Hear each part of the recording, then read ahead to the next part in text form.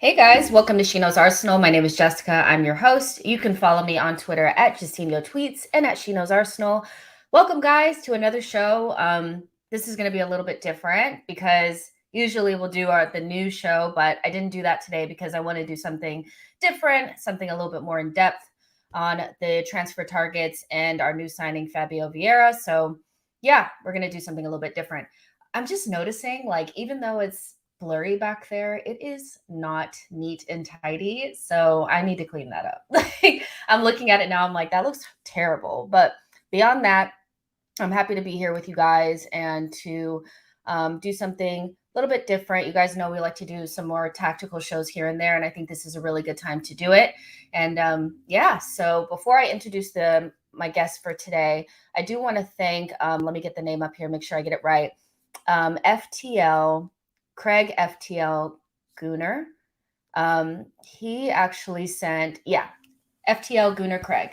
He actually sent me this really nice, like, scarf, this Arsenal scarf, and it says, hold on, let me make sure I get it right. FTL Gooners. Isn't that cool, you guys?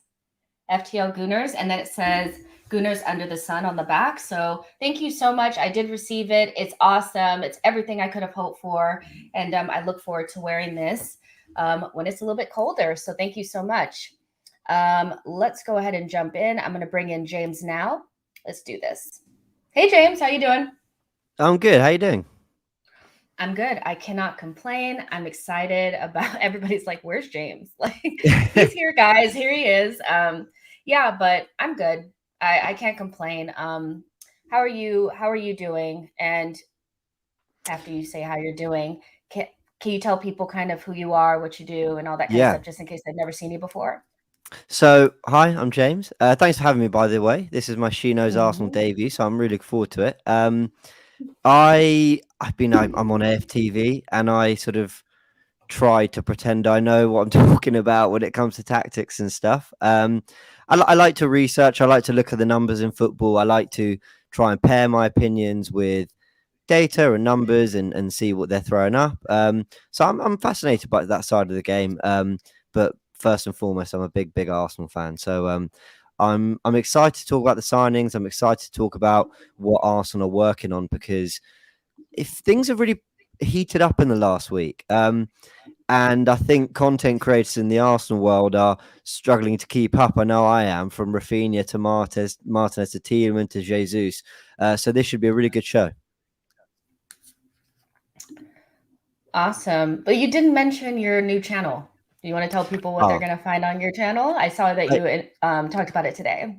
yeah, I sort of very sporadically just decided to tell people about it today. I've been working on this for a while actually. I just thought, listen, I'll be honest, all my Arsenal stuff, it's on AFTV, like exclusively there. Well, I say that when I come on other channels, I'll obviously be giving my opinions on Arsenal. Mhm. But it's just, I don't know. I find myself opinionated about things I probably have no right to be opinionated about. And this is just a chance to chat about them, work on my abilities as an editor, in production or whatever. It's a bit of fun. I find the whole process of prepping a video, making a video, interacting with the audience after, I really enjoy it. So I thought, let's just see if it's an avenue for me to take on other opinions and other things. Sometimes it'll be football. Most of the times it'll be football. Sometimes I'll have a little cry about Roger Federer not being the player he used to be. Mhm. Sometimes it will be I've seen a Marvel film I loved and I need to just word vomit it all out. So yeah, it'll be a range of stuff, but predominantly football.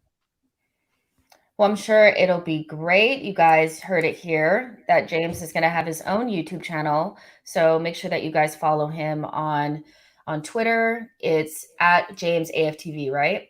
Yeah, And I then they think that's it. can It's not the most creative of handles, Yeah. but But but you we'll want to make it easy for people to find you. I think that makes it look yeah, easy, all right? the other ones, James B, Arsenal James, they're all taken. I tried like 20 handles before I went, you know what?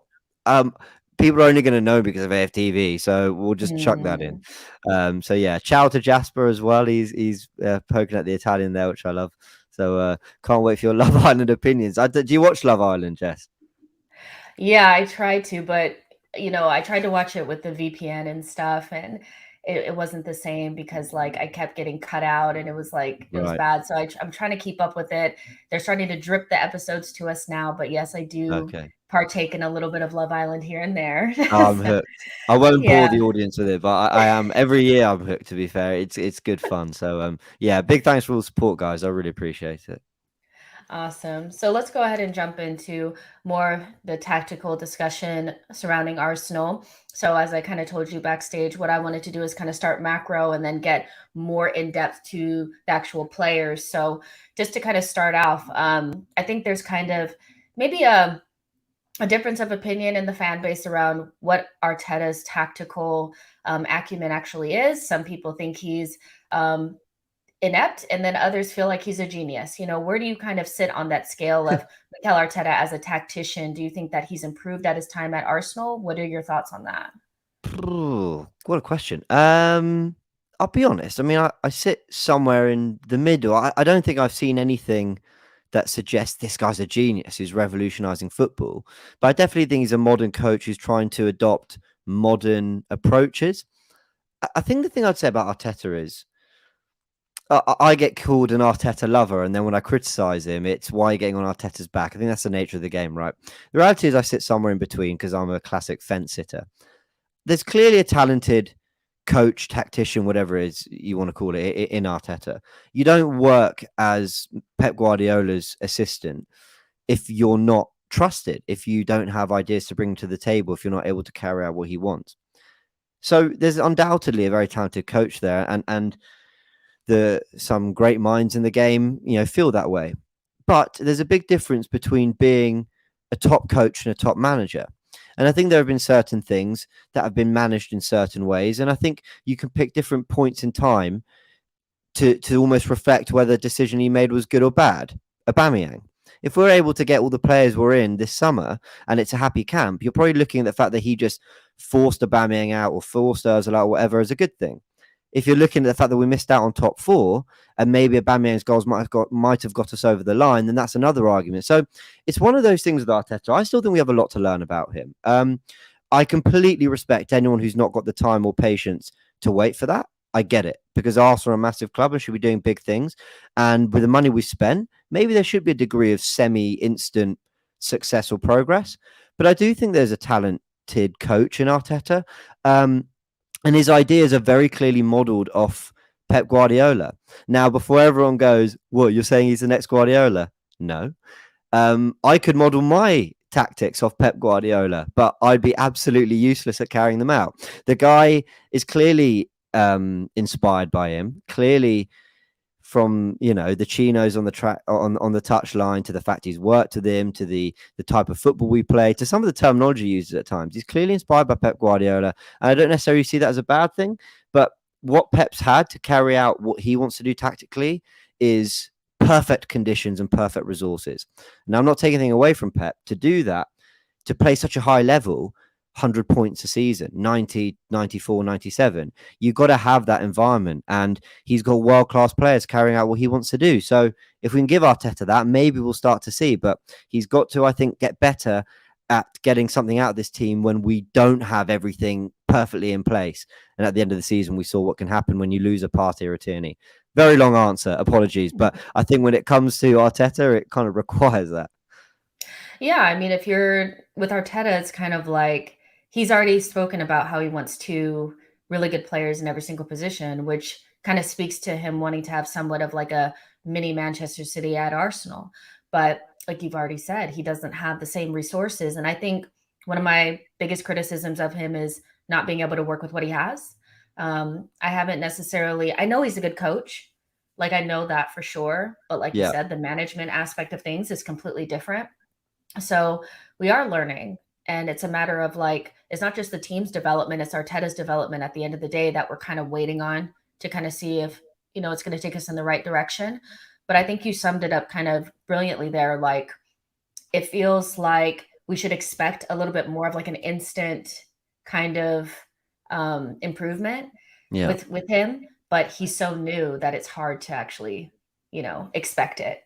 So I we're kind of just in that in between space right now. Absolutely. And I think you've got a guy who And I can imagine most people in their first job, when the chips are down and things start going against them, probably start to question themselves and their own approach. And I kind of feel last summer was a reset for him, where he went, why did I sign Willian? Do you know what I mean? I feel like he probably had that sense of, why did I do that?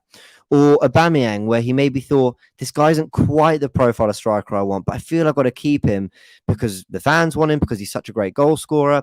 And I think maybe recently you're seeing him stick to his guns a lot more and just say, quite frankly, I'm going to die on this hill. I'm going to do it the way I want to do it, which I respect. But then there are contradicting things with Arteta that I still struggle to get behind. So, for example, he wants two good players in every position. I'm not Granit Xhaka's biggest fan. I'm really not. But I can respect he had a good season, a better season than he's had in previous years, and I can understand what he brings to the team when he is on it. So why are we hearing potentially that if we want Yuri Tielemans, it might mean Granit Xhaka has to move on? And it's things like that where I think that is where I want Arsenal. It might not be Arteta's fault. I want Arsenal to put their foot down and go, if it's two good players in every position, two good players means two players Arteta trusts. Because we've got two players in Saka and Pepe, but we still want Rafinha. He doesn't trust Pepe. So I think that's what I need to see. If we come out of this window with Rafinha, Saka as our right wingers, with Tielemans and Xhaka as our central midfielders on the left, with Jesus and, Nketiah divides opinion. Clearly Arteta trusts him and rate him. Then I'll say, okay, cool. I sort of see what he's trying to build. Yeah, we are definitely we're gonna touch on the Xhaka Tielemans situation in a second. I do want to kind of talk about how this is how I see it in my view. You may see it a little bit differently, but from about November until March, basically until the point where Thomas Partey got injured, I felt like we moved from a pretty, consistent 4-2-3-1 into somewhat of like a 4-3-3. And I know that there's a little bit of it's not that simple, but for me, that's what I saw. I saw Granit Xhaka not in the double pivot. I saw him trying to affect the game, sometimes not very well, but affecting the game in the attacking third, where I haven't seen him do that before, where he mostly would stand next to Thomas Partey, but this time he was more of a sliding 8, going more box to box. And so did you see it that simply, or do you think it's something a little bit different? I would like to get your take on it. It's a great question. I think when I first noticed the change in formation, it probably happened before, but when it kind of clicked for me was the West Ham game at home when we beat them 2-0. I noticed Xhaka getting in the box quite a lot, and I thought, okay, this is new. And obviously Xhaka was back because he'd only had a couple games before that, came back for Everton. Partey was at the pivot. I thought we played well that game as well. I think Arteta, with Xhaka in that role, it is a square peg in a round hole. And I think he looked at his options. And again, this goes back to whether he got it right the window before, not selling Xhaka to Roma when he could, spending 20 million on Lokonga. But let's park those debates for a sec. This is what you had, Lokonga and Xhaka. And I think Lokonga is probably more naturally the 8 you'd want in that position. A little bit more dynamic, a little bit better on the ball in terms of as a creative outlet. Has shown plenty of potential in terms of a future number 8. We've all heard what Vincent Kompany had to say, and when Kompany speaks, I listen. But at the same time, I think Xhaka was just fundamentally the one he trusts from a carrying out instructions perspective. So I think he was just trying to force him in that role a little bit. I think it also meant that we didn't really see games where I can't remember a game where I thought Xhaka was overrun. Xhaka, we sort of said that before. Xhaka can't keep up with the pace of the Premier League. They're running circles around him. He can't keep up. And we never really saw that. Even when Partey got injured, I never felt like it was because Xhaka had lost control of the midfield at that point. So I did see it as the Tottenham game when we won 3-1. I did see it as more of a 4-2-3-1. They felt quite close together as a double pivot. And then he gets injured. And then as he came back, I think he was more comfortable letting Xhaka kind of roam a bit more. But then we saw Lokonga as well play at times, and he'd drift to the left. And he's tweaked it a few times, because what Arteta's been doing is sometimes having the left central midfielder drop to left back so that Tierney could get forward. Towards the end of the season, we saw Tierney tucking in before his injury, and then the left side of central midfielder getting forward more. So he's played with it a few times, Arteta. And there's lots of moving parts, from Smith Rowe being a left winger who comes inside to Martinelli being left winger who hugs the touchline. So I think there's lots of different things he's working with. I mean, Tavares as well is another factor you've got to consider. But I do think he basically this season put his foot down and went, we're going for 4-3-3. That is ultimately the way I want this team to play. And if we're to be ready for the start of next season at least, or the Champions League, we need to be getting it right this year, when we basically have lots of time in the training field, not a lot of time playing games. So there's so much to unpack there. I guess Yeah, I know. Sorry. my so from that point that you said, where it's like he put his foot down, do you feel like Arteta can be sometimes a little bit rigid when it comes to putting his foot down, or do you think it's the right thing, to make sure that we get plan A right? Because Yeah. were times last season where I do think we could have moved to a three back to kind of Mhm. limit damage, especially away from home at difficult fixtures. Do you think that's a strength or a weakness of Mikel Arteta tactically? We will. This is crazy. We'll know in like 2 years' time. If we're playing Man City football and we're in a title race, it will be because all these building blocks were put in place to get players used to. Okay, you lost 2-1 to City, but you played out the back and you pressed them and you took the game to them. Okay, you lost 2-0 at home to Liverpool, but yeah, you took the game to them. But then there's other games where we lost 4-0 at Anfield. We lost 5-0 at the Etihad. Okay, there were injuries and players missing. We lost at Old Trafford. We lost the Tottenham game where we tried to press them. We lost 3-0. I mean, that was the one that got to me the most. And he didn't want to compromise. He didn't want to change, the way he was playing. And one or two of those results maybe get us over the line. Tottenham won that game, but Tottenham also got a point at Anfield and also won at the Etihad. Maybe that would have got us top four. And I'd rather that. I'd rather be in that position than this position. There's no guaranteeing we would have, but he won the FA Cup on compromise. He completely won the FA Cup on compromise. He went to a back three. He moved Maitland-Niles to left wing back to deal with Mahrez and then whoever else was on the right hand side for Chelsea. So, yeah, maybe he needs a little bit more of that game. I wouldn't even use compromise the word. I'd use flexibility. Like I think he needs to, when he loses a player or two, not shit the bed. It feels that way with Arsenal. Yeah. Brighton at home, Xhaka took him out of midfield. Everyone was saying, "Don't take him out of midfield." So yeah, we're gonna find out, because whether you want to or not, that's the approach that Edu and the board are going with. Quite frankly, that they're gonna see this out as much as they can.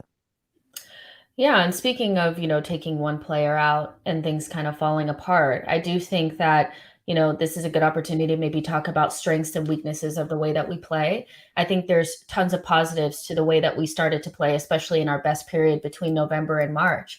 But one of the biggest weaknesses that I can see is Thomas Partey being somewhat of a single point of failure. If he's not there, what happens? Yeah. For you, like, if you could name one strength and one weakness of the way that we play right now, what would those two be? I think our playing at the back is better than people give us credit for. I think there was a time where we would really panic as a fan base about Arsenal playing out the back. I think we've done it so well to the point that actually teams don't press us as much. I've kind of noticed actually teams aren't really trying to suffocate us. The last I remember was Liverpool at Anfield, because I think there's a respect for the way Arsenal can build from the first third to the final third. I actually think we're very good at that. And that's all coached and that's positional and whatever. I think we are pretty horrendous in the final third, if I'm honest. For a team that finished fifth and nearly got fourth, I think we look far too over-engineered, far too overcoached. And there are times where it clicks and the things they've worked on. You think of the Nketiah goal against Leeds. It might seem simple, but the fact that he actually peeled off slightly and was able to stroke it home from the Martinelli low cross, that's completely by design. We've been trying that since day one under Arteta. And then that looks good and we all enjoy it.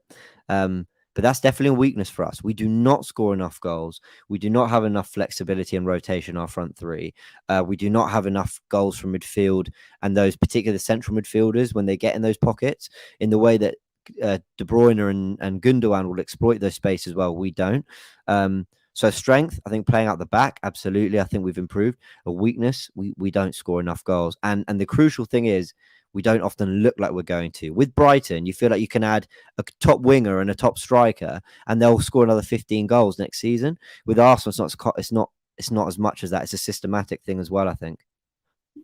Yeah, we've heard so many times, people talking about Arsenal looking kind of rigid in the final third and look blunt a lot of times. There's a lot of times Yeah, where we kind of look like we're not going to score, and it takes an individual effort from Bukayo Saka or Emile Smith Rowe to bail us out. So that's definitely something that needs to be addressed. But when we get that's into the happened far conversation too about often.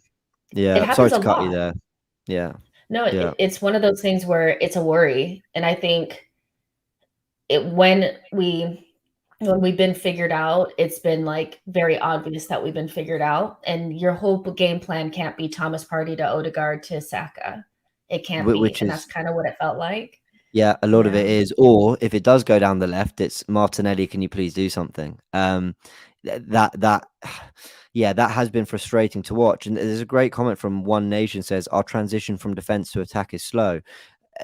If I'm to be really pedantic, because I think he's right, when we're building from one third to the other, building that means getting past the walls that are in front of you. I think we're quite good, or beating a press. But he's right, when we win the ball back in the middle third, and there's that kind of like go, run, so simple. And I hate talking about them down the road, but they're one of the best at it. Liverpool are the best. City are fantastic. Man United aren't too bad. Tottenham are very, very good at that. Boom, Son is in, or Kane turn, Kulusevski's in. And we need more of that in this team. We need, and I actually don't necessarily think it's a personnel thing. I think it's an attitude. I think it's an instruction. I think it's a desire. And we lack that. But Arteta got to instill that in the team and be like, go, kill him, kill him, kill him. How many games did we kill teams this year? Leeds, we know they were shocking at the back. Norwich, but I can't really think of many others. And there were games where, like Brentford at home, where we beat them 2-1. We played quite well. I thought Smith Rowe got a little bit lucky with that opening goal. We were clearly the better team, but I can't off the top of my head think of like loads of chances we had in that game. So I also need to convert this dominance to actual scaring the opposition. Yeah, no, I agree. I do think there's a story from Arsenal though, just from the first season, the first full season to the second one was we couldn't even build in the Yeah. first one at all. It was so much of a struggle this season that just passed. It felt like we could build, but we just didn't have that Yeah. that killer Cutting edge. instinct. And like you said, we didn't have the cutting edge. So yeah, hopefully with the players that we bring in, some of that can be remedied from that. But just kind of, Yeah. moving into the Xhaka and Thomas Partey situation that we kind of have, they had like 2 points per game average when they played together. So we know obviously that combination of player works, but can it be improved attacking wise, offensively? And with somebody like Tielemans help? I know you really like James Maddison, Mm. but do you see Tielemans as being able to be that more attacking option than Xhaka has been able to be? And do you think maybe Yeah. his defensive frailties are something that might be a reason why Xhaka is a better fit? Because there's a Yep. lot of people that don't feel like Tielemans is an actual upgrade. Yeah. I get some of the reservations, but Tielemans is a better player than Granit Xhaka. Are there things that Xhaka might do better than Tielemans? Sure, we could explore that. For me, Tielemans is a better player. I think he's a more complete player. I've always believed attack is the best form of defense. If you have more of the ball, if you create more chances, you force teams back. If you scare them more, you know that's how.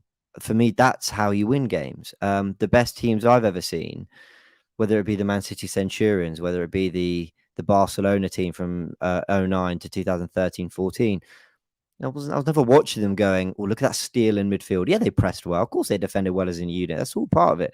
But really, they just blew teams out the water. And I'd want to be adding players like Tielemans. You're right. I love James Maddison because of his output in the final third. Fabio Vieira's got a lot to do to be as good as him, but it feels like he is an output player in the final third. Early numbers would suggest that he could be quite effective in that area. Tielemans is more like he'll more do in our midfield what Thiago does in Liverpool's. Again, he's not as good. Please don't come at me with that. I'm talking purely profile. he'll get the ball. He'll pick clever passes into pockets. He's very intelligent with his movement. He scores goals. Yeah, I think he's a top player. But there is some debate. I mean, where do you stand on Tielemans? Because there is some debate about how urgent that position is. Yeah, I'm curious what you think. If we were to get Raphinha, Gabriel Jesus, Lisandro Martinez, and Fabio Vieira, and Tielemans didn't come, I'd be pissed. That's how important I think the central midfield actually is. And I know. I think Yeah. I think two things can be true at the same time. Granit Xhaka can have done a really good job in the last 2 seasons, but equally need to be upgraded upon. And I have a big like with Tielemans, I do think that sometimes he can look slow and a little bit Yeah. Sure. maybe overworked, in midfield. But also, I think that when you look at some of his numbers, especially when Leicester were playing well, remember they were ravaged by injury last season. Like he definitely needs a defensive midfielder behind him. But when they were playing well, he was one of their best players. And I think if this was a year or two ago, Arsenal fans would be chomping at the bit to bring this guy in. And if Yeah. we can bring him in for 25 million, it's a no-brainer. But to go into next season with a midfield that I feel like is obviously good, but somewhat limited still with Granit Xhaka, and some limitations do come from Martin Odegaard, I think, as well, even though I love him, I think Yeah. would be really disappointing. So I really stand on like the every single time I see something about Tielemans, I'm like, please tell me we're getting him because I think we need that upgrade. That's where I really I'm stand with so it. with you on this. And am I going to be ranting and raving if we get those four players you mentioned, not Tiedemann? No, because I'll be impressed with the players we brought in. I'll try to do some mental gymnastics and tell myself that Vieira could play in that 8, or maybe Lisandro Martinez, who has played as a holding midfielder, could evolve. Listen, I'll tell myself something. But the one thing I do think when it comes to Tiedemann is he's that kind of rare player that I believe raises the level of almost every position around him to a degree. And I kind of feel this about Frankie de Jong. And it's why any United fans watching this or whatever, I probably will do a video of this about this on my channel. I think it's worth waiting to see what happens to de Jong for them, because these players have an ability to, it's kind of like, if Tielemans is in the team and he's seeing more of the ball, that only helps Tierney. That only helps Martinelli. That only helps Xhaka, who it's not all on. Sorry, not Xhaka. Partey. It's not all on him to pick the ball up from the defense. But then at the same time, if focus is sort of moved to one side, then you've got Odegaard, who's in more space, who can kill you in that space a little bit more. Maybe everything progresses a little bit quickly. The striker has a better passer in terms of feeding in behind and feeding into feet. I just feel like it facilitates every position. And if you're retaining the ball because you've got a Tielemans who can do that, that takes the stress off a Ben White and a Gabriel. They're not being worked as much. They can press better. I honestly think a player like Tielemans, and it doesn't have to, if you don't rate Tielemans, that's fine. Forget I said Tielemans. Think deep lying left-sided playmaker. You get a quality player like that, I honestly think they facilitate everything in the team. And raise the level. So I'm desperate to get him in, and I don't want to be hearing that we've called interest and we're going to leave it to later. And actually, you know what? We spent too much, or we couldn't move Xhaka on. Be serious, Arsenal. Go get this guy and add that depth and quality to your midfield. So I'm with you on everything you were saying about him. Yeah, for sure. And a lot of people in the comment section are saying the same thing. So I think, yeah, a lot of Arsenal fans do feel like it's time to kind of move forward, especially in midfield. You guys, make sure you guys are liking the video and subscribing to the channel. There's 720 of you guys in here, which is amazing. So make sure you're hitting that like button. And I want to pivot a little bit to Fabio Vieira. I think I love the way that signing unfolded because nobody knew anything about it. Those are the best ones out of the blue.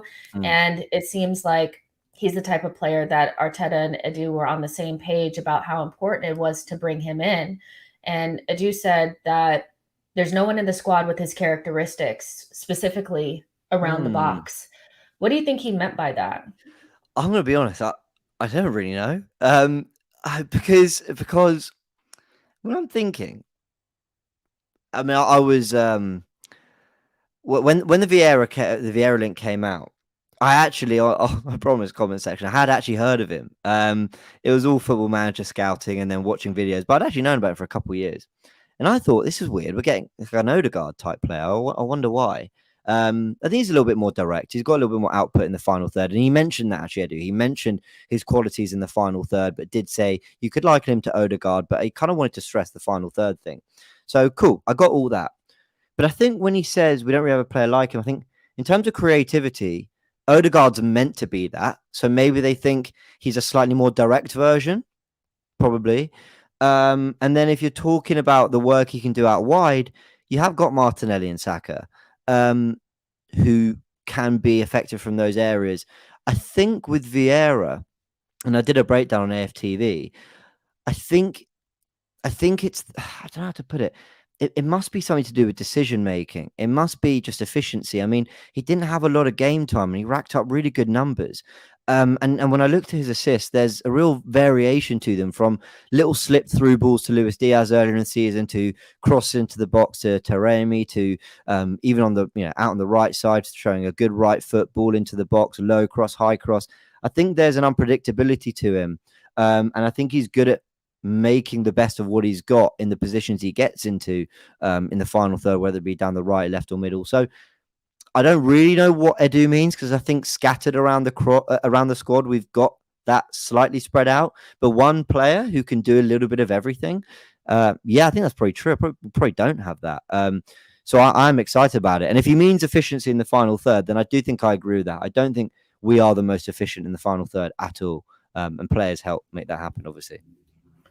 Yeah, he seems like a little bit more of he seems like an Odegaard type player, but I think Odegaard, as good as he is, he strikes me more as the pass before the pass. And maybe he can develop that a little bit to be more of the assist guy. But Vieira is the assist guy. Like, he is going to be that final ball, and he does get a little bit closer in the box. And so maybe it's just a little bit of that.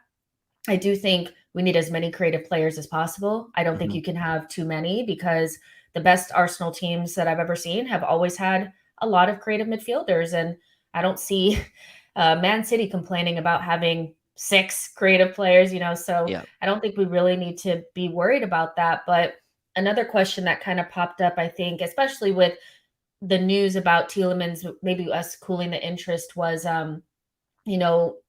Arsenal see him as an 8/10. Do you think he can slot into that left central midfield position? Do you think that's something we can see him doing? With every day that goes by, I actually don't. I think less. Could I see him playing where Odegaard's play? Listen, it's a 4-3-3. I mean, you'd think in theory that they're doing the same thing left and right, but there is going to be one that's slightly more attack minded than the other. I think Odegaard can maybe slot into the Xhaka role more, and then Vieira on the right.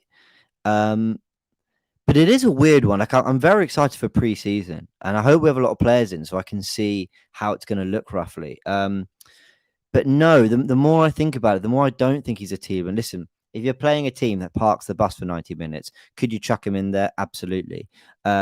We tried to do that with Smith Rowe. I don't think he looked particularly comfortable. Don't think he played badly in those roles, but I don't think he looked particularly comfortable in them either. So I think he's coming as maybe as a last resort, a backup to Odegaard. But I actually think he's coming to add depth to the front three. That is probably what I think will happen.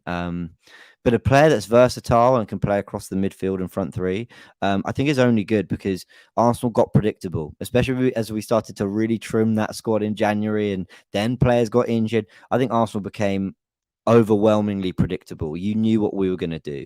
And that is something Arsenal need to lose. You need to go into games going, I don't know if we're preparing for Vieira or Odegaard or Rafinha or Saka. We're going to talk about Rafinha in a bit, but I think that's what Arsenal really need to add, as well as depth just for the games. Yeah, I think we're gearing up for the 4-3-3, the true 4-3-3, and I do think that there's levels to it. There's 2 players that could be potentially like 10s. They can be 2 8s. They can be somebody that's a little bit deeper and somebody that's a little bit higher. But I didn't think about maybe Odegaard being played on the left and Vieira being played on the right. Now, does that sound fun on paper? Yeah. Do I worry about, a cold night in Burnley? I know we're not going to Burnley anymore because they got relegated, but something similar to that. Yeah, I would worry about it. But Yeah. I didn't really think about that and how maybe they could play together. But what I do agree on is that I can see him playing left forward or right forward in the front three as well. Yeah. So, and we need as much of that as possible. So, I am really excited about Vieira. And I do think that we're always rushing to try to figure out where the player is going to fit in, what they're going to be doing. But the truth is we don't really know because we don't know what Arteta's Arsenal looks like attacking wise. He's never bought any attackers really beyond Odegaard. Mhm. So I think we're all kind of learning. So we'll Yeah. definitely see. I think he's learning, and I think I mean, just a couple other things on this Vieira thing. Firstly, he started actually the season with Odegaard playing on the left of a three when we went to Burnley. He went for Odegaard, Partey, and Smith Rowe. And Odegaard was on the left on that side. Listen, he wasn't particularly brilliant, scored a good free kick, but he did okay in that role. So I think that is an option that's open to Arteta. Mm. I saw people comparing him to Bernardo Silva, and I want to stress that Bernardo, who's world class, what a player! I absolutely love him. I can't believe he might go this summer. I can't believe he almost nearly left. Apologies for the notifications coming through. I can't. Oh, the notifications are really popping through while I'm on a stream. Apologies for that. Can you hear them? Like a little bit, but it's fine. Do your thing. Oh, okay, cool, fine. With Bernardo, arrived, and I thought, okay, is this their kind of heir to David Silva? But then he played a lot of the second season on the right of the front three, which surprised me because they'd been playing with Sterling and Sane blitzing teams in behind, ultra pace, ultra direct, and he wasn't doing that. But he was a starter week in, week out on the right. And then recently Guardiola's used him more in central midfield. He's got tremendous work rate and close control. So I think he might just play a little bit of everywhere. And maybe Arsenal fans need to get used to not having total clarity on what we're going to do week in, week out, because a good squad can just be versatile like that. So I think ultimately, I hope that is what he becomes. I hope we are here in 3 years' time still saying, don't know what his best position is, but he's brilliant wherever we use him. That would be a true success, I think. I agree 100%. There's 966 of you guys in here, so smash the likes, and let's keep it rolling. Let's talk about Rafinha. So Mm. obviously, heavily linked to him.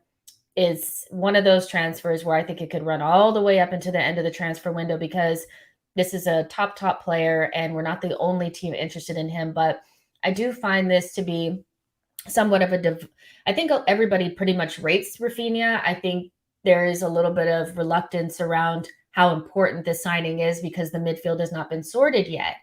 But do you have a sense of why the club is so keen to bring him in? We know that Adu and Arteta are fans, but what is Mm. the significance of Rafinha to like any other wing player? It's a great. Listen, it is a good question, and a lot of people are sitting there going, "Okay, you don't want two number nines, fine. That's kind of what we thought we were going to get this summer. Why don't you want at least a left-sided forward who's right-footed who can play on the right? Maybe there's doubts about whether Rafinha is particularly good on the left. Some people say he's great. I've not really watched him too much on the left. The best Rafinha I've seen is out on the right. I'm not for 1 second saying that this is a good thing. I'm not for 1 second saying that this is right. But this is what I think is happening. I think Arteta is trying to find his Man City clones. I really think it's almost got to that a little bit. And I think Rafinha is maybe a little bit like Mahrez. Now, Mahrez, I think, at Leicester used to just tear teams apart, running at you, cutting in, going outside, everything. I remember a goal he scored against Chelsea, 1-1 with Aspilicueta, and he went right, right, back on his left, top corner, and you thought, this guy's unbelievable. Now, what I think it is, I think it's twofold. Rafinha, I need to go watch compilation of his first touches and see if there's any stats out there on his first touches, because that swinged pass to Mahrez and he just kills it one touch. He might have the best first touch in the Premier League, Mahrez. It's certainly one of them. It's phenomenal how he doesn't He just did it to control. us last season. He stopped it dead, just there, and then I think he crossed it into Sterling and they scored. It was crazy. He destroys teams that first touch, because if the wide player can take that first touch instantly, you're not giving the defenders time to get there and then set themselves. So I like to think, and I'll try and look into it, but I like to think Rafinha must excel in this area. Because when you've got a player who can take that first touch and then run at you and go outside and in, yeah, that terrifies teams. Martinelli's actually got a very good first touch out on the left wing. He's kind of, when the cross pass comes into him, he's good at that. He showed that against West Ham. He showed it against City. He's got that as well. When it comes to Saka as well, I think, I think Saka, and I really rate Saka. I don't know if he's as good a dribbler, running at defenders player as people think he is. He might develop that. He's very young, and we always got to keep reiterating that. I think he maybe prefers being a little bit more direct. I think when he's on the right, and now people have sussed that that's how he plays and he hugs the touchline, there's a lot of work for him to do. And I don't think he's actually the most natural at running at players, dropping a shoulder, coming in, going back on the outside, bamboozling defenders. Whereas when he's on the left, I think he's a bit better at just head down and run, knock it and run, or I'm going to peel on the shoulder and I'm going to get in behind. And because of the way he's played on the right hand side, I don't think we've got to see that too much. But I liken it to do you remember that goal we scored against Leicester in Project Restart when there was no fans? We were ending the 1920 season, and Ceballos played a ball in behind, and he took a touch and then squared it to Aubameyang, and we went 1-0 up in front of an empty Emirates Stadium. I think Saka's got more of that in his game that we haven't seen. So I actually think it's also to get Saka onto his more preferred left side. And just adding depth and options as well. So I just think I think he has the potential to be world class. Rafinha, I really rate him super highly. So we'll see. But I've tried to explain as best as possible where that could work tactically, because it is a strange one. I do agree with that. It is a weird one. Well, I think your point about, because the most important thing about the Rafinha signing is that I think I like you, I love Saka, but there's going to be an impact on Saka, and I want to think a little bit ahead and see what Arteta is probably thinking. And if you do look at, I think Saka may have scored 2 goals on the left-hand side this season, one against Newcastle and one against Brentford, I think, both on his left foot, just quick thinking. I do think he's better off of the left. And I also agree that he's not really the most tricky winger out there. He's just been so good for us, and he's our best player that he has to play in that position. But I have this weird feeling that Rafinha might unlock Saka to play in different positions a little bit deeper and also on the left-hand side. Do you foresee maybe Saka even moving into an 8 position? We saw that against Brighton in the Guendouzi strangle game, and I thought he looked good there. Do you see Saka maybe developing into an 8 at some point as well in the season? We've seen quite a few examples of this actually. We saw Sheffield United when we beat them 3-0 away. He played in the 10.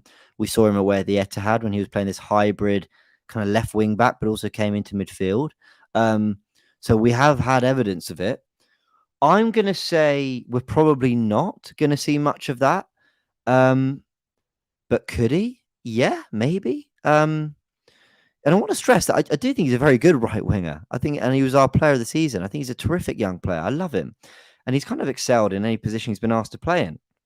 But I just think when I talked about being efficient in the final third, I think sometimes you need those wingers who are really direct, especially when they're asked to hug the touchline. There's a lot of work to do out there. You've got to have tricks. You've got to have pace. You've got to be direct.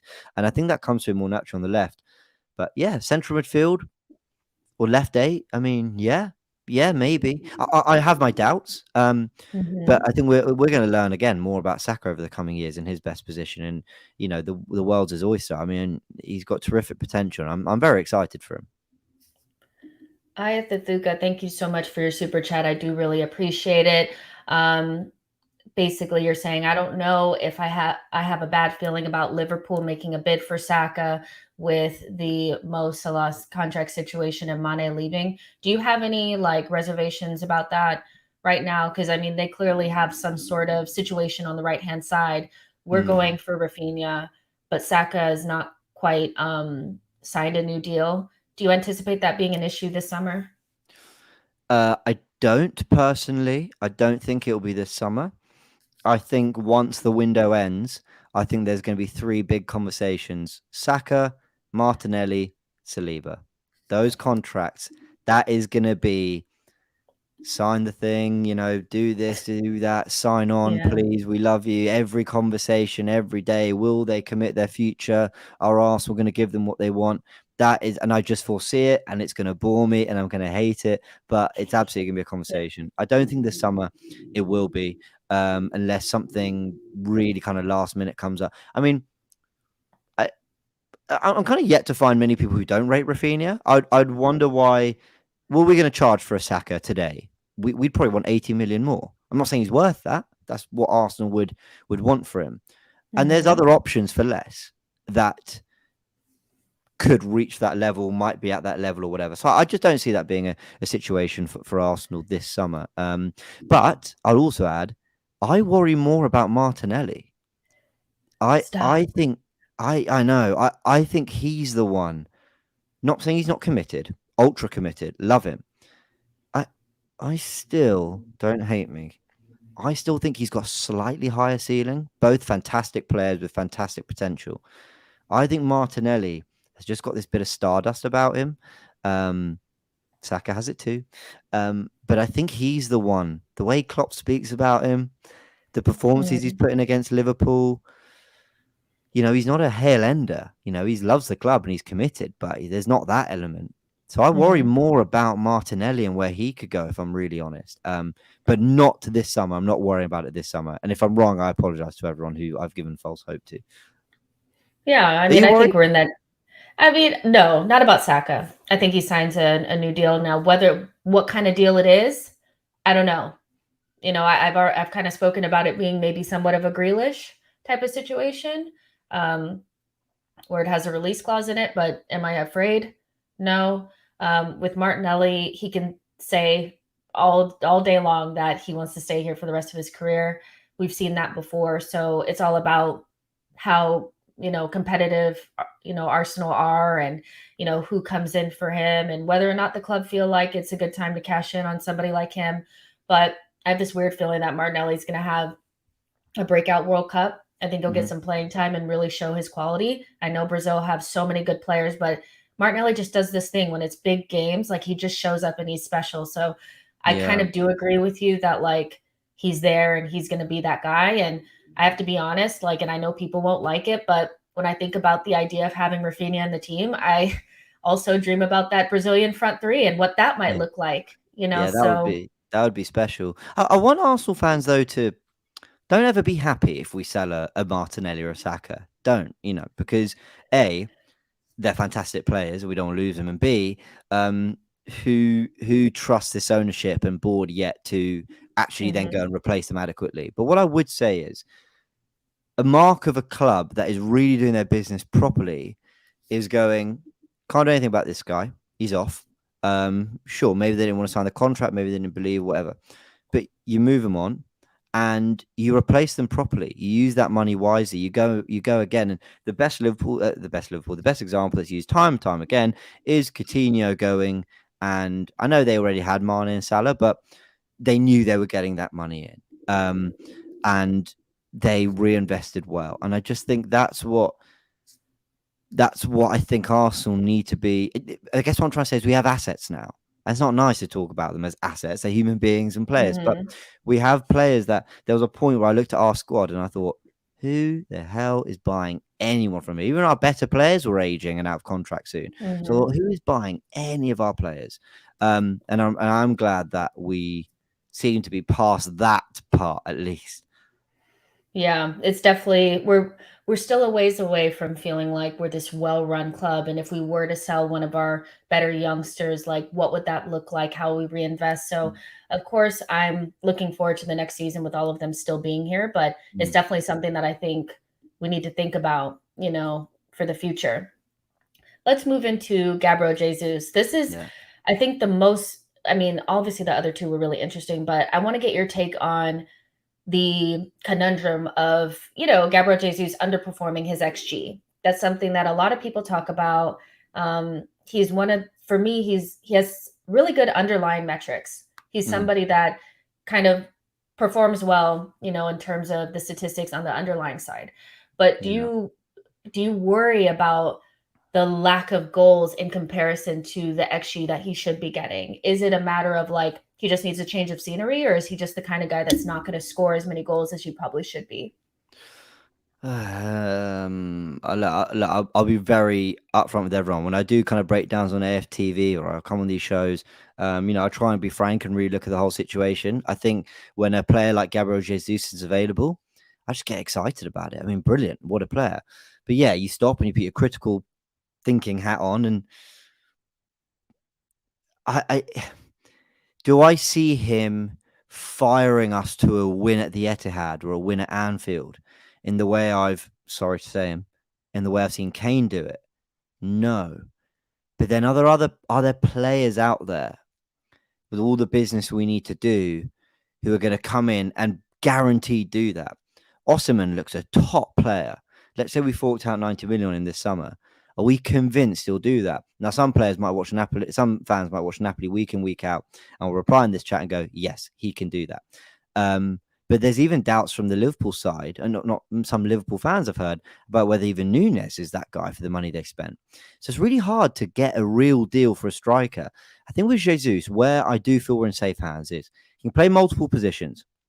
So he's got a lot of areas to find himself, comfortable at Arsenal. But we want him to be the number 9. He's done it in the league. He's won the Premier League multiple times. He can score goals. He can do them in big moments. Done them against Liverpool. Done them at Stamford Bridge. Done it against Real Madrid. Done it at the Bernabeu. Okay, no crowd, but did it. Done it in FA Cup finals. I really like Jesus. He can do it in the big moments. But is he the most natural finisher? No. But if he delivers 20 goals a season in all comps, because I actually don't think he's going to get 20 in the league, but 20 across the season, and Saka across a whole season hits 10 to 15, and Smith Rowe gets 10, and Odegaard gets 8 to 12, and Vieira, comes in with 5 to 10, and Tielemans gets 6 to 10. This is all wishful thinking, but I think that is the plan. Do I have a lot of confidence in it? I fear, but I do think I get what they're trying to do. And I guess you could say that's good that it doesn't put us completely dependent on one number 9 to do all the work. Look at what happens when we lose key players to injury and it all kind of falls apart. So I think that to a degree is a good thing. But I am, I'm not sold on Jesus being the answer. I'm not thinking Jesus is in the building. Boom, top 4 sealed. I think there's a lot of work to do around the team for us to get the best out of that Jesus investment as well. Yeah, I mean, anybody who's been on this channel before knows I love Gabriel Jesus. I've always wanted him at Arsenal. I just feel like, like Ben White, I think they're excellent footballers, but they're maybe not the best in their position traditionally. So Ben White to me is a better footballer than Gabriel, but Gabriel is a better center back. So I think Gabriel Jesus, you can apply the same thing to him. Better footballer than Aubameyang, but Aubameyang is probably a better striker. And that's just the reality, but he lifts the technical level. And I think what Arsenal are looking for is players that they can get a predictable outcome from, players that they know can hit the ground running, because I don't think Arsenal can afford not to hit the ground running. Yeah. Equally, I don't feel like they can afford for transfers not to work out. I don't think that they can afford to spend 100 million or something on Osimhen and then him not be somebody that can score that amount of goals or not be great. So they need more predictable outcomes. And then maybe if we get where we want to go, then you can start taking more risks. I mean, look how long it took for Liverpool to take risks. Nunez is a risk, but they've gotten so far along in their project that now they can do that because they got more predictable type of players in that team. So Jesus kind of represents that for me.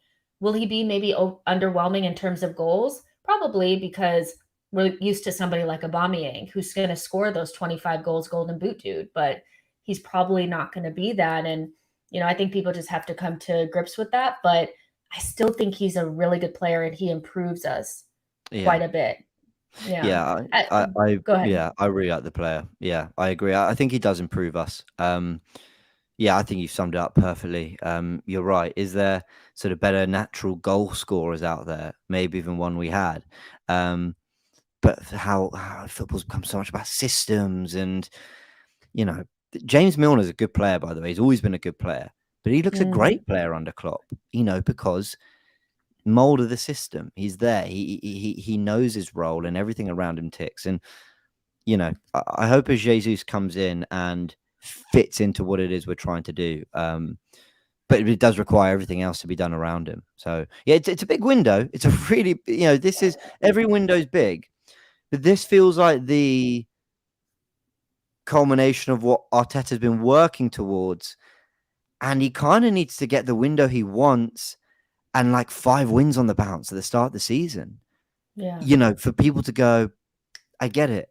I don't think he could even afford an average start. I don't think he could afford like 3 wins and 2 draws. That wouldn't leave us in a bad position. But then that's 2 draws against teams that we, as Arsenal, shouldn't be drawing to. And then you're kind of going, well, Yeah. that's 350 million spent. And so big window. So a lot of pressure, which is why I think we're seeing us act semi-frantically now after 3 weeks of doing nothing. Now it's kind of like, okay, it's happening from all angles.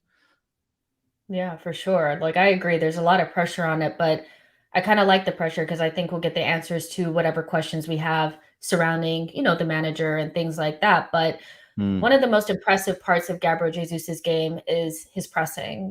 He's one of the best pressers in the league, probably. And, you see somebody like Rafinha, who's probably a better presser than Pepe, and even Nketiah, who I think is a pretty good presser. Last season, we were inconsistent, I thought, pressing. Like sometimes we did, sometimes we Yeah. didn't. The best teams in the league press well. So how do you think Gabriel Jesus and even like Rafinha and Nketiah can kind of revitalize or help us improve in that aspect of our game? Yeah. It's funny when I do Tactical Insight Show with Graham, he really touches on the pressing thing. I'm not. It's not that I don't think it's a massive part of the game, but I think all the best teams press fantastically. I'll just be honest. I've never really fully understood a good press, and guess what I mean is that you've had some teams that chase you all over the pitch. Klopp's teams will go right on you.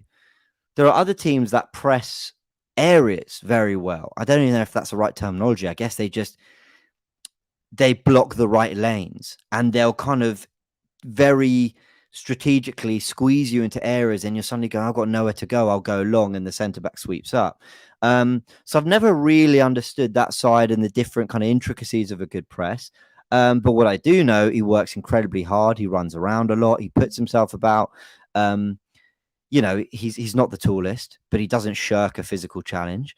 So I would think, and listen, everyone who knows Gabriel Jesus or the experts of the game tell you he's fantastic at pressing. Guardiola called him one of the best in the world at it. Brilliant. If we want to press, he's going to fit in however way we do it. But yeah, I never really get too.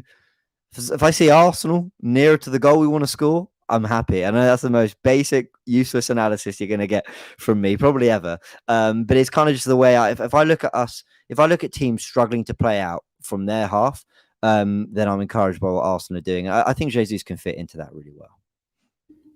Yeah, Do for you? sure. Oh, yeah. Like I'm all about like the pressing stuff. Like I just want to see us press because when I see us press, I think we create more chances because naturally we don't have a lot of creativity in the team. And maybe that changes with Vieira and a couple of other additions, but I think it's the best way to create additional chances, kind of with something different than being on Mm-hmm. the ball. And so for me, I do want to see a little bit more energy up top. I do think we struggled with Aubameyang, Lacazette. Mm-hmm. I don't think they were the best pressers, but I do think a younger, more energetic front line is probably the way to go. And so I do like that part about Gabriel Jesus's game. And he is a workhorse. Like you Yeah. said, he works really, really hard. And I think we've lacked that in the team a little bit is that Yeah. sheer work rate. That's why Martinelli stands out so much to I think the fan base is because he does great things Yeah. on the ball, but some of the stuff that he does off the ball is just like is amazing. So I definitely Work think that would work help. rate work rate always gives you a chance. And look at what. Listen, I am not Eddie's biggest fan. I think he's better than people who really don't like him say. I also think now everyone's kind of pulling up FB ref numbers. It's like, let's relax. We've not seen too much of it. But that goal against Leeds, the first one, he chases Melier down, and the guy, and he basically kicks it into the back of the net. It's good. Actually, he gets there. He gets a good swipe at it. That has all come from hard work. It's not I mean, yes, there's talent, but it's not just talent. And maybe he times when to sprint and all that. I'm sure all that comes into it. But ultimately, it's really hard work, and it always gives you a chance. It's why his record says 5 goals in 7 games, not 4 goals in 7, which sounds a lot better. So all these things, when you work hard, it always gives you a chance. And sometimes on AFTV, people kind of in the comments come at me when I say, well, he worked really hard. And people go, yeah, I'd work hard if I was wearing a shirt. But I go, well, not every player does. A lot of them do. I think that's a requirement in modern game. Not every player works ultra hard, fights for everything. And when you do, you always give yourself a chance. You always give yourself a chance. Always. So that is immediately a big fat tick next to Gabriel Jesus. And we've seen the quality shown at City. So, yep, I think this is a good signing. I understand people who probably want another number 9 to come with. I get that. I understand he's played most of his best football for City on the right. I get that too. But I think I understand what they're trying to do with targeting forwards, rather than 9s, let's say. So let's see if it comes together for us. Awesome. So before we get out of here, I do have one more question for you, but I want to read out some of these super chats. She Knows Football just sent the super chat, so I really appreciate that. And then said, a super chat and become a member if you can. And Snake Eyes, thank you so much for your super chat. Says, great content, Jess. It's hard to find credible info in the American or US related to Arsenal. So thank you. I do really appreciate that as well. My last question to you before we get out of here is, who's your front six for next season? Including some of the players maybe we've been linked to, just for funsies. Front six. We won't go into the back line, but just those front 6 players. Martinelli, Smith Rowe are left players. Jesus and Nketiah. Martinelli can also play up top, but I guess Jesus and Nketiah are in there. He's been given a new deal. Looks like the other one might happen. And then Rafinha and Saka, I think. I think Vieira could play there. I think we could have a plethora of options actually in that front 3. So yeah, I think I'm going for that. What would you go for? Do you think there's any? I mean, if it's not Rafinha, I do think we need another wide forward. Personally, is there anyone you'd go for? Yeah, I mean, I think if I had to just choose, like, maybe who I think would start, I think Saka will move to the left. I think Rafinha, if we get him, will play on the right, and Jesus will play through the middle. And I do think Vieira will be somewhat of an option in there. I think Martinelli as well will be on the left, and Nketiah we know will be the backup to Jesus. I have this weird feeling that ESR will play more games in midfield next season, especially if he can stay fit. I don't know what his future is, but I think we are forgetting about ESR. Like, in a lot of conversations, it's what's going on with Saka and Martinelli, but nobody's really talking about Emile Smith Rowe.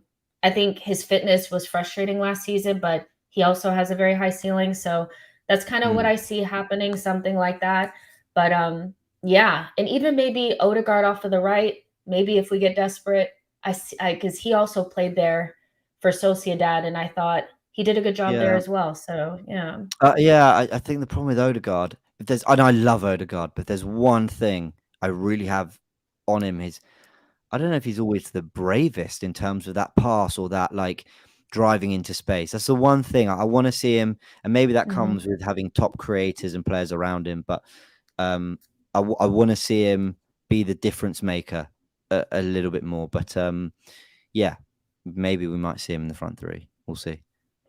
Okay, we did get a super chat kind of late here, so I just want to make sure that we address it. Snake Eyes, thank you so much. I do really appreciate that. He says, Jess, do you agree with the club giving Eddie the number 14? And please ask your AFTV guest. Yeah, for me, it's something that obviously, like, it annoys me just a little bit. I have like a little bit of like, oh my gosh, why? But it's not something I'm going to spend more than 5 minutes being upset by, because ultimately I think numbers, they do mean something to me, but not enough for me to be upset at Eddie or upset at the club. It is what it is. He'll wear the shirt, and I hope Eddie does as good as possible. Like, he is signed, sealed, and delivered now. Like, we have to get behind him. So it is what it is. It's just not something I'm willing to spend a lot of time being upset over. I saw some people saying this is the straw that broke the camel's back. For me, it's just never going to be that deep, even though I do feel like numbers mean something. So yeah, but what do you think? I echo everything you just said. It wasn't actually the popular thing to say on Saturday, but it did mean something. It does mean something to me. That's Henri's number. Now I get Walcott's worn it since, and I actually wasn't Walcott's biggest fan. He did some great stuff for the club, but I'm not his biggest fan. Aubameyang wore it, and he's not an Arsenal legend, though he did some great things. Won us an FA Cup wearing that shirt. I kind of always, I kind of like the idea of the number 14 being kind of, here you are, you're Arsenal's lead striker. But then someone made a really good point in a video. They said, well, no one's ever going to be Henri. So if it matters that much, retire it. And if you don't retire it, then get on with it. And I kind of thought, actually, that's a good point. I kind of actually just wish Arsenal just retired it, because 14, it's not your 1 to 11.